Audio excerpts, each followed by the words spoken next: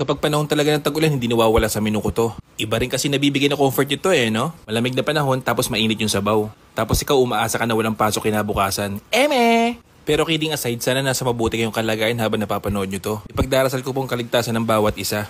Pero sa ngayon, magluto muna tayo ng sotanghon soup. Masarap na pambalansi ito sa malamig na panahon. Madali lang gawin to. Samahan mo ko hanggang dulo ng video Imulan mo pala yan sa pagpapakulo ng mga chicken breast. Kalahating kilo pala yan. Siguro mga 20 to 25 minutes ko rin pinakuluan yan. Tapos pwede mo na iset aside at himay-himayin yan. Next step, 2 sibuyas naman yung ginisa ko. Pag translucent na, maglagay ka ng bawang. 5 cloves yung ginamit ko dito. Pag naamoy mo na yung aroma, ilagay mo na yung mga manok na hinimay mo. Tapos simpla mo ng asin at paminta. Siya nga pala, pa-comment naman kung taga saan ka. Para mabati naman kita. Isunod mo pala yung carrots, ikaw bahala sa dami. Tapos maglagay ka ng sapat na dami ng tubig. Then ilagay mo yung kanina pinagpakuluan. Chicken cubes, 1 piraso ginamit ko. Tapos para kumulay at chote seeds pare. Nabad ko lang pala yan ng mga 20 seconds. Tapos pakulo mo ng mga 5 minuto. After 5 minutes, maglagay ka ng sotanghon 4 na piraso. Sa repolyo naman, ikaw bahala kung dadamihan mo. Takpan mo ulit ng mga 5 minuto o hanggang sa lumambot yung mga sotanghon. Kapag malambot na, timpla mo ng patis. Tapos para mas sumarap, lagyan mo ng itlog. Optional naman pare sa daon ng sibuyas. Tapos marirecommend ako na lagyan mo siya ng toasted garlic. Mas maraming tostadong bawang, mas masarap pare, maniwala ka. Huwag mo palang kalimutan tikman para ma-adjust mo yung lasa.